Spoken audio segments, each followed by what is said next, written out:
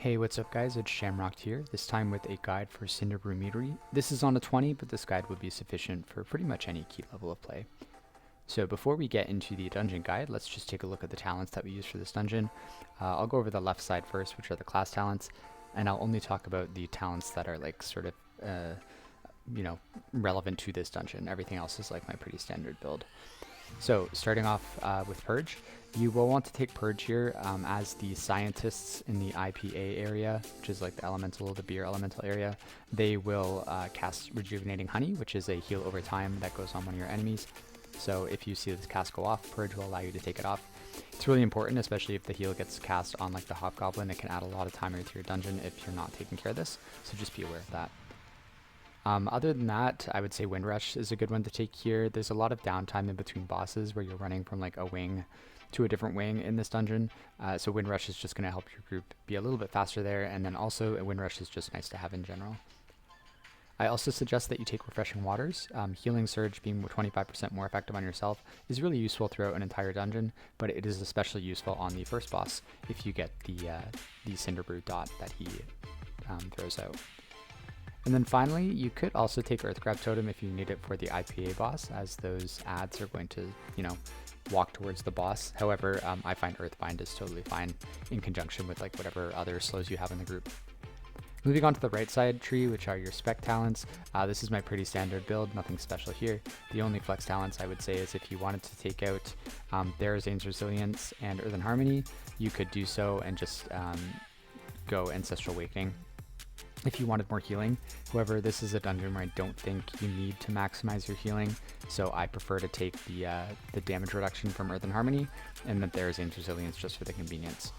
One nice thing about Earthen Harmony is even though it's only 3%, the damage reduction is nice to have for that first boss, once again for the Cinderbrew dot, which really hurts. Lastly, looking at the hero tree, the only thing of note I would say that I run that's kind of different than other shamans is I run Pulse Capacitor instead of Supportive Imbuements. I like the extra healing done by Surging Totem. I also find that in combination with Oversurge and Deeply Rooted Elements, you basically turn into a god every time you proc Ascendance, which is really nice, especially for the dungeon pool this season. Okay, and I think with that out of the way, we will get into the dungeon guide. Alright, welcome to Cinderbrew. This is probably one of my favorite dungeons, I think, in a long time. I think it's a lot of fun. I know some people find it kind of annoying just because there's so much trash and there's a lot of casts that need to be interrupted, but I think if you have a group that can sort of sort that out, I think it's really fun. I think the vibe is cool. I like the design of the fights, and I just think the overall dungeon is pretty nice. But anyway, so going into this first bowl, depending on your group, you may split this up and do 2 muscles into 1. However, on most high keys, you will be doing 3 muscles at a time, which is quite painful. So you need to really sort out your cooldowns here. So with Lust, I always pop Ascendance first because it has the shortest cooldown, and so I can use it again pretty relatively soon. And also because with Lust and the powerful Surging Totem talents that I was discussing at the beginning of this video, you will just be very powerful with Ascendance. Pretty much no one's going to die. In addition to that, make sure you're using your your Healing Stream Totems as necessary. Don't forget to use Recall if needed. And then normally here, the second set of overlaps for the muscle, the volatile kegs, I usually pop Healing Tide as well as AMZ and some other group defensives. However, I'm an idiot and I didn't even press Healing Tide here, which is totally my mistake. And that's why I had to send Spirit Link early and why it looked a little bit dicey. Usually I try to save Spirit Link for the end in case there's one more volatile keg overlap, or in case you just like don't have any more juice left going into this last volatile keg that you have to deal with. So once again, I'm an idiot, but you should be using all 3 of your throughput cooldowns there. Don't be afraid to mana pot here too if you need to. Most groups will not stop and wait for you to drink before going into the boss. You want to go into the boss with at least 60% mana, so just keep that in mind as you're going through this area. If you have a druid, just make sure you're using Innervate on at least one of your Surging Totems and you should be fine.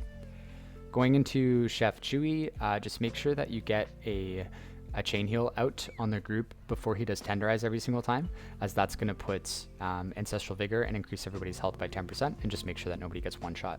You can also downpour too beforehand if needed. However, Vigor is enough for everybody to live, so you can just downpour after the fact to use the healing instead of the HP increase. You will be pulling Chewy with the Pyromaniacs, which put the dot out. So just make sure your finger is like trigger heavy on dispelling that dot. You do not want that dot to tick as Tenderize is going out because it will kill somebody, usually unless they pop a defensive.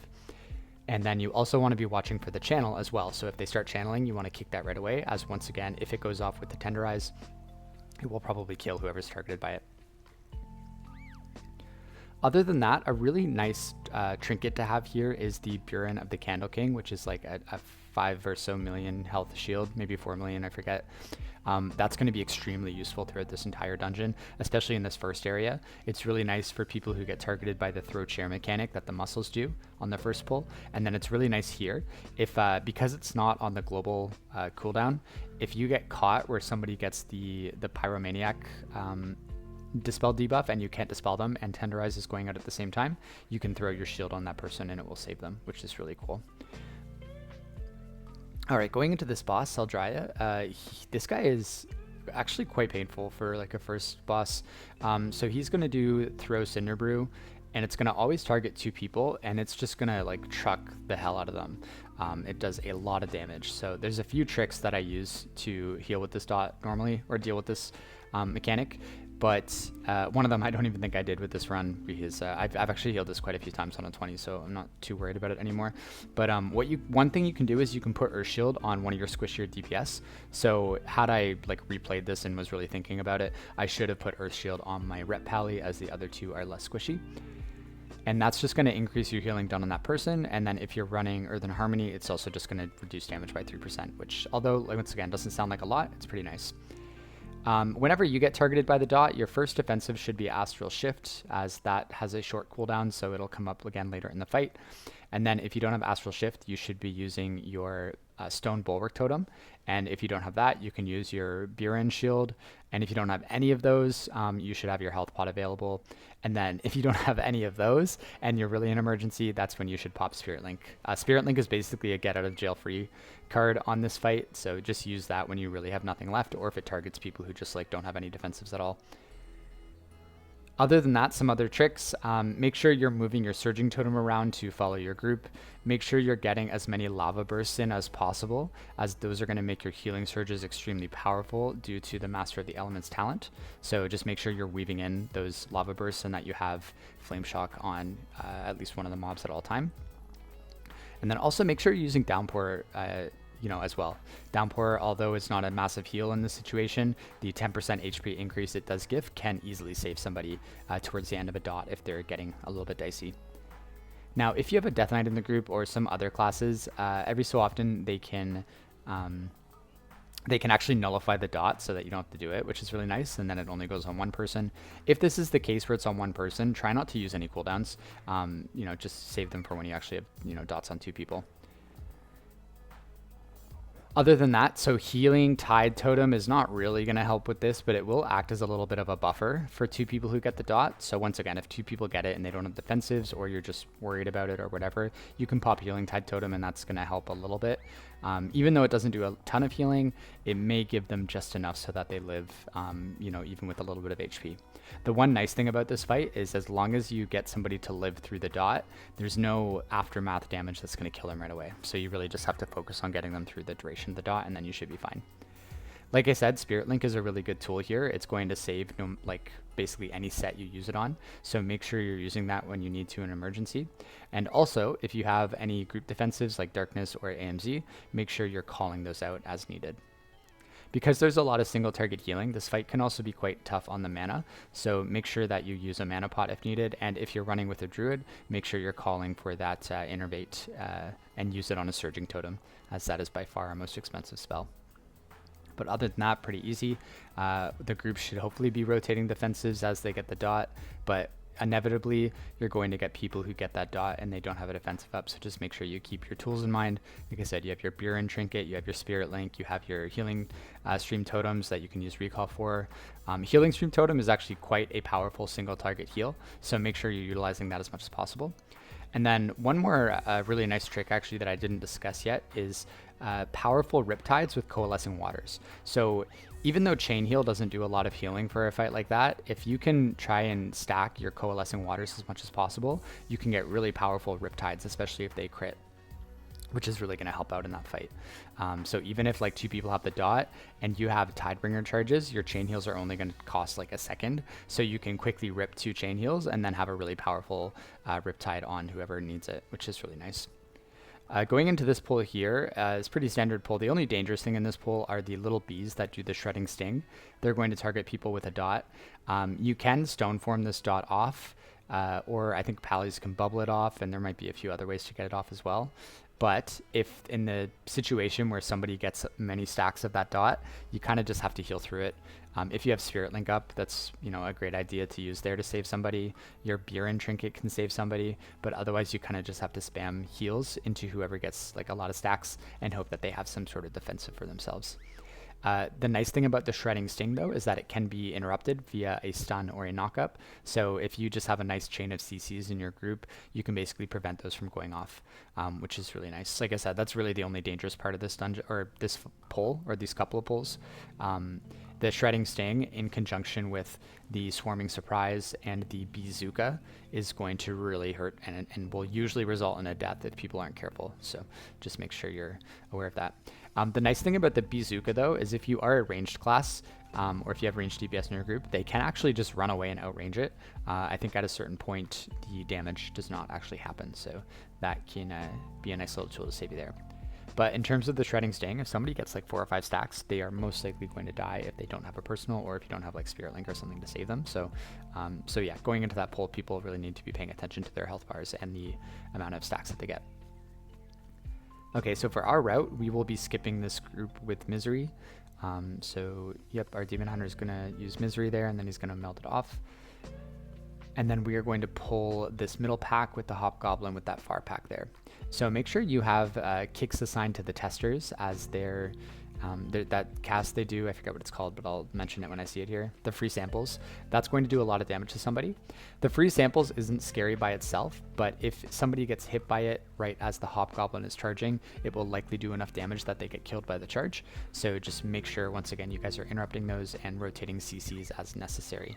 Like I said, you have knock up here, you have capacitor totem, and then whatever your other classes in the group bring as well. Don't be afraid to use a cooldown here as well if you need to. I wouldn't use more than one because the next pull is actually quite a big pull. But if you need to use Spirit Link or Ascendance or Healing Tide to save the group, it's definitely worth it. It's better than somebody dying.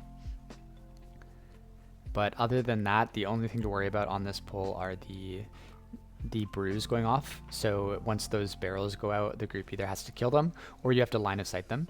You can actually line of sight them right against the edge of that wall where we were standing before, kind of where we were aiming the charge. So if you have a group that's not good at killing these failed batches that come out, those barrels, you can just LOS them as needed.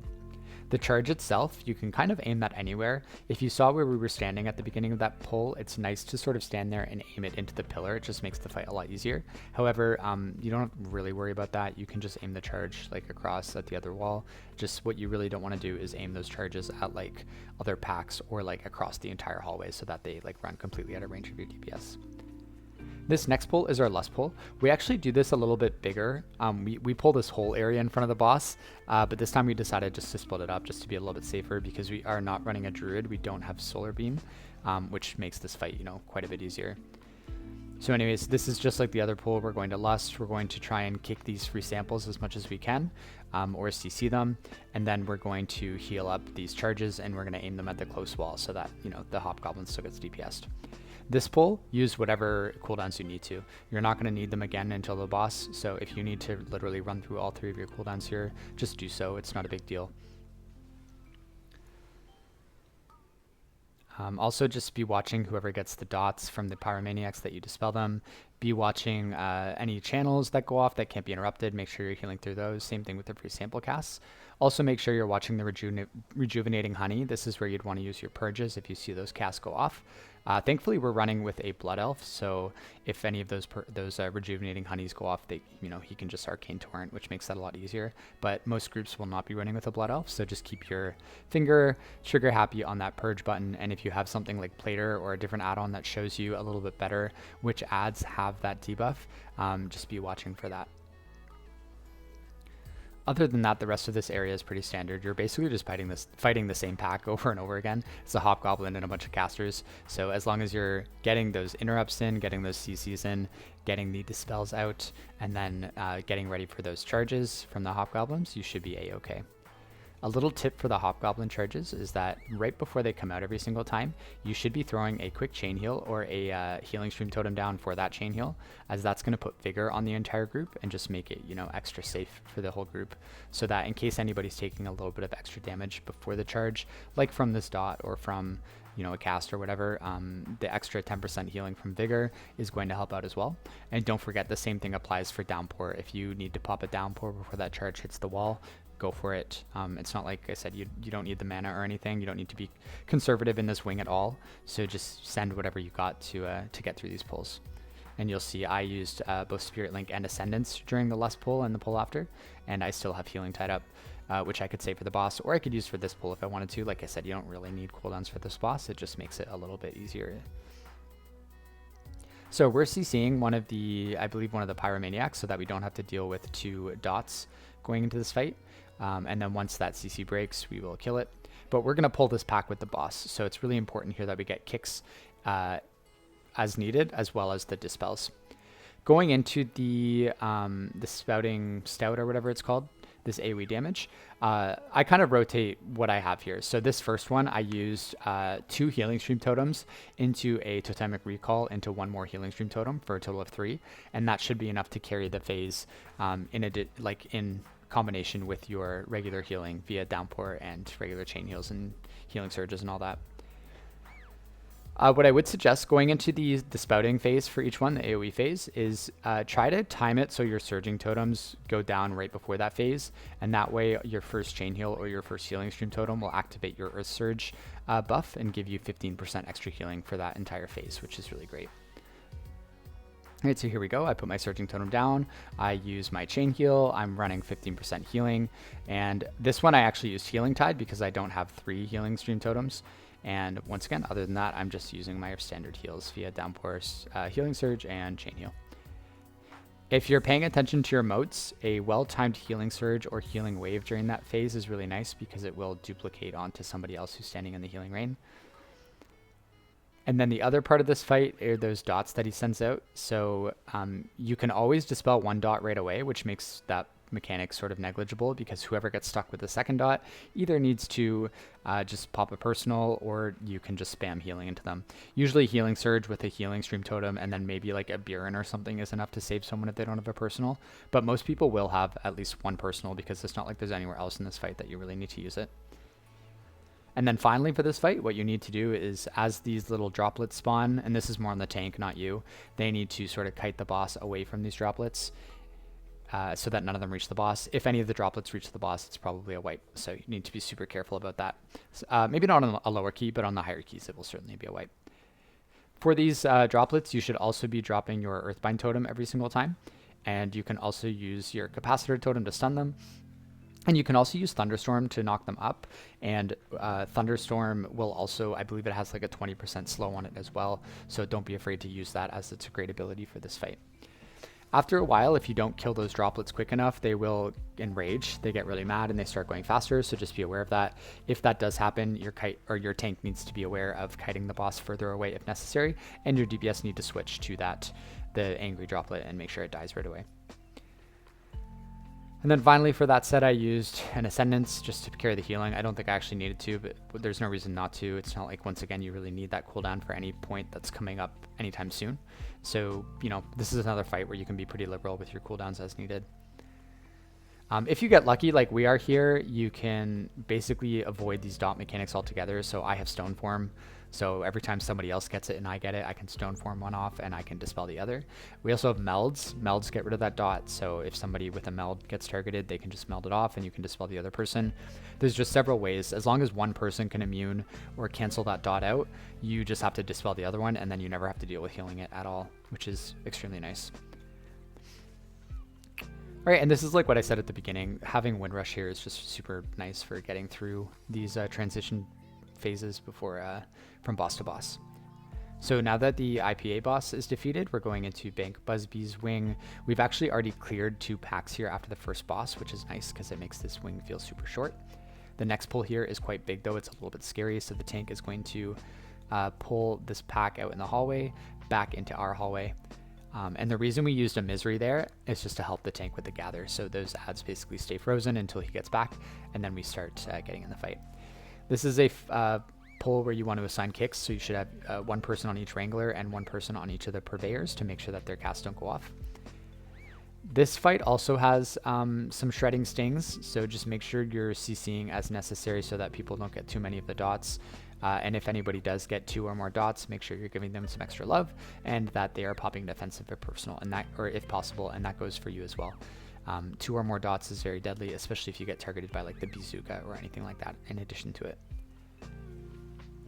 Also, don't be afraid to stop the bazooka. If somebody gets targeted who has like 2 or more stacks of the shredding sting, or if they already are at low health, you can knock up that bazooka and interrupt it. It usually will just target somebody else right away, so be ready for that. But you can basically make it, you can like shift it from targeting somebody who's in danger to somebody who's not, if you're smart, which is really nice. Finally, we're going to skip this pack right here. And we're going to do this one final pack before the boss. I believe we're pulling 1 more Purveyor. That's maybe up the stairs. I could be wrong though, I kind of forget. This is another pull. Just make sure you have the Purveyors. Yeah, here we go. So we're pulling these extra mobs in here. Make sure you have the Purveyors unlocked so you interrupt their honey volley, and make sure you are also interrupting this bee wrangler. And once again, be aware if you get that shredding sting, be careful from the other mechanics. Thankfully, there's not too many shredding stings in this pull, so it's not too bad. Also, I almost messed us up there. I almost got knocked back and pulled the pat that we skipped that was walking, so just be careful for that. If you get targeted by the bazooka, don't get shot back into that pat, and also try not to get shot into those yellow circles on the ground.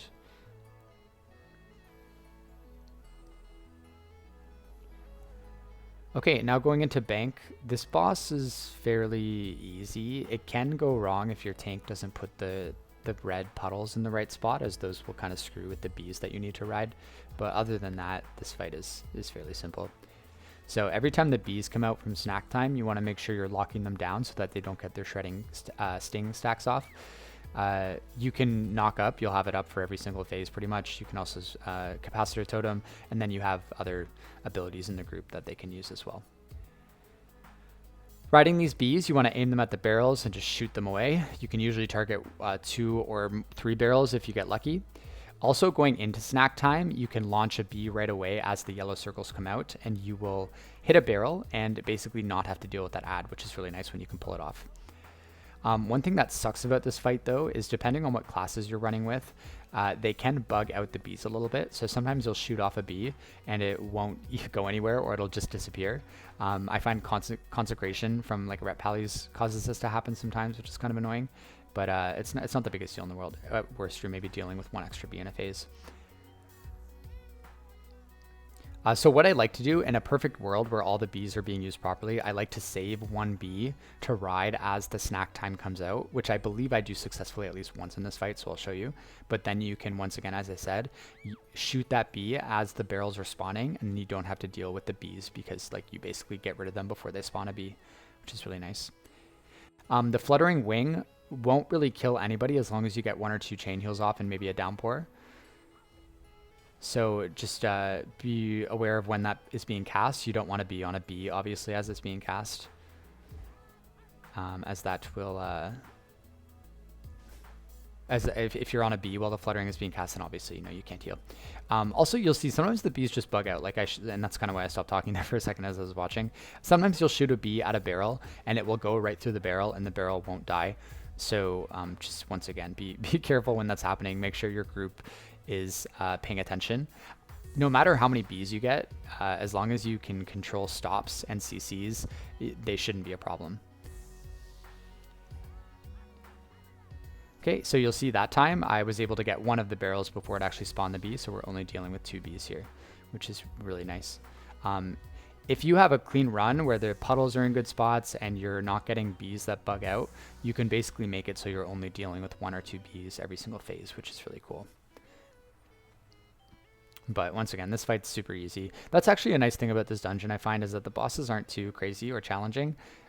This is a fight where I think more of the trash is a little bit scarier. The bosses are super scripted and they're just like, the mechanics are pretty easy. Alright, so boss is almost dead. Once again, just a few tips for this boss. The only thing you really have to worry about is the fluttering wing, as long as you're doing the mechanics correctly in terms of getting rid of the barrels. So make sure you are using cooldowns as necessary. Any of your throughput cooldowns, so Spirit Link, Ascendance, or Healing Tide, will carry a fluttering wing phase, like basically by itself. And then using like 1 or 2 healing stream totems in conjunction with a downpour and maybe 1 like hard cast chain heal will also carry any other phase. So the only thing you really have to worry about in that fight is if anybody does get the shredding sting debuff, if you aren't able to stop them, then they're going to be taking extra damage, which could prove lethal if it happens during the fluttering wing phase. So once again, just make sure you're watching in case anybody gets hit by that. And what you can do is you can use your Baron trinket on them. You can, you know, spam them with heals, put an earth shield on them. I don't know. There's plenty of tools you can do. Okay, going into this Yes Man pack, this is actually a really boring pack. You just kind of kill them down one at a time. There are some strategies you can do to kill them all together, which we're actually attempting here, even though we don't pull it off. So I forget what the ability is called, but there's something a warrior can do that if you get them all within like 0.5% at the very end, the warrior can kill them all at the same time. We come very close to pulling it off, but we just kill one like probably like a split second too fast here, which is unfortunate because that would have been a huge time save. But anyways, if you can't pull it off, you just have to kill them one by one, which is, you know, boring and slow, but it is what it is. Then what we also want to do here that we end up failing is most groups on higher keys will pull the pack that's right underneath the balcony at the edge here, and it will snap up and you do that pack with the boss. We actually fail that miserably. For some reason, it doesn't snap. Most of the time it does. Sometimes it will snap, but there will be 1 mob left down there. So if you have a Death Knight, you can grip them, or you can just kill that 1 mob after the boss fight. So anyways, because this pack doesn't snap for us, we're just going to kill this boss solo, and then we'll do the pack after, which is no problem. The only thing that sucks for us is had we pulled off the Yes Man, like killing them all at the same time, and had we pulled off snapping up that entire pack to us, we would have had we probably would have had one of the best times in the world for this key on a 20, which once again, it is whatever, it doesn't matter as long as you time the key, but it's just fun to think about those kind of things that you can save time with at the end.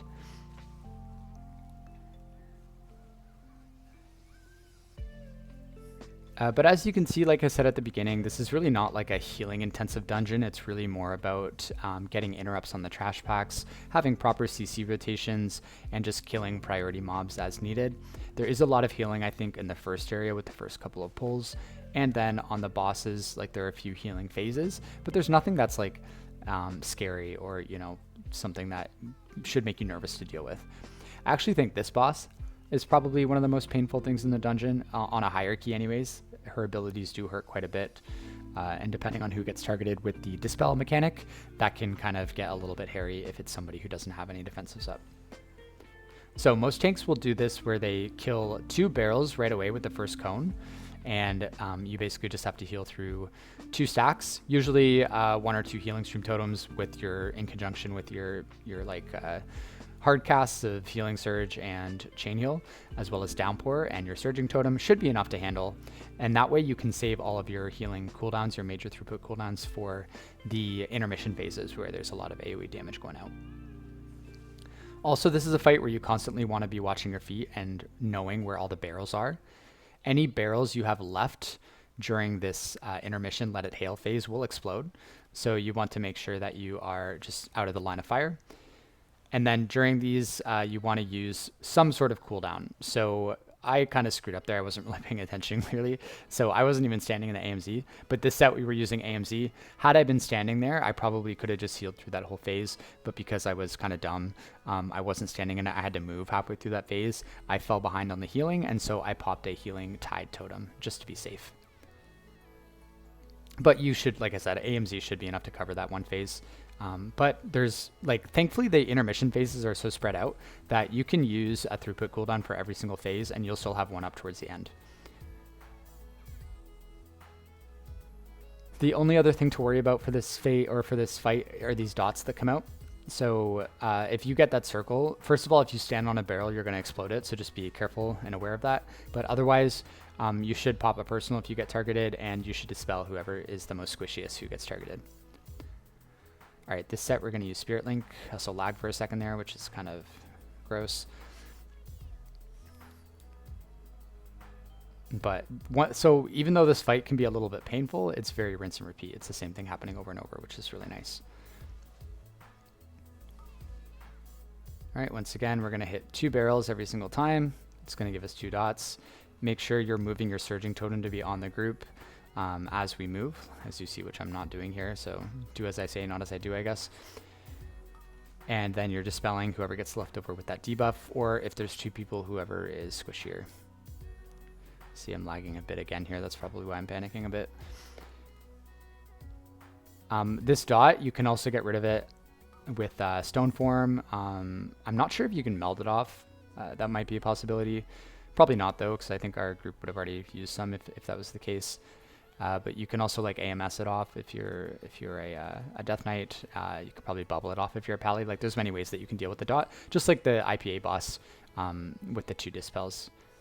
And if you can have someone who can immune it or get rid of it themselves, then you can just dispel the other one, and you don't have to worry about healing it at all. All right, so we're going to get one more AoE phase here. I will have Ascendance for it, so I already know we're in the clear. If I had 2 cooldowns up here, I would probably use one on this phase as well for the 2 barrel explosions, although we did miss a barrel there, which is kind of crazy. But so we're just going to do 1, 1, 1, unless we get 2 here. Yeah, so we just get 1 here. And then we're probably going to get 2 during the AoE, unless he pops 1 more barrel with this one, which it looks like he is. Yep, so we're getting 1 dot here, and then just like standard during the AoE, we're going to get 1 more dot. And I'm going to use, oh, I had Healing Tide come up here too. So I just popped Healing Tide and Ascendance because I know this is the last thing of healing that we're going to need to do.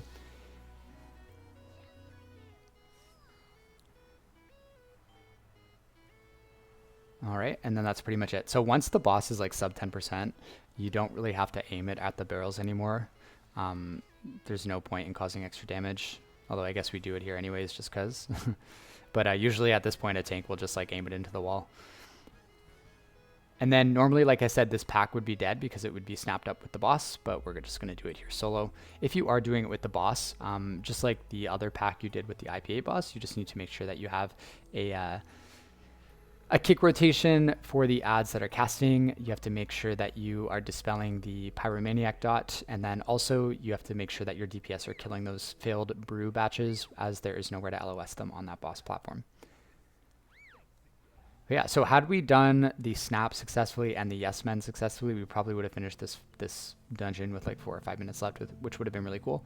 But even still, we finished with about 3 minutes, which is nice. Yeah, so that's Cinderbrew Meadery. Like I said, one of my favorite dungeons in terms of like style design, and I think like the fights are just a lot of fun. And yeah, so that's it. If you have any questions, feel free to put them in the comments. You can also reach out to me on the Resto Shaman Discord, Ancestral Guidance. So feel free to hit me up there at any point. But other than that, thanks for watching. I appreciate the views, and I hope this guide helped you out. Until next time, I'll see you later.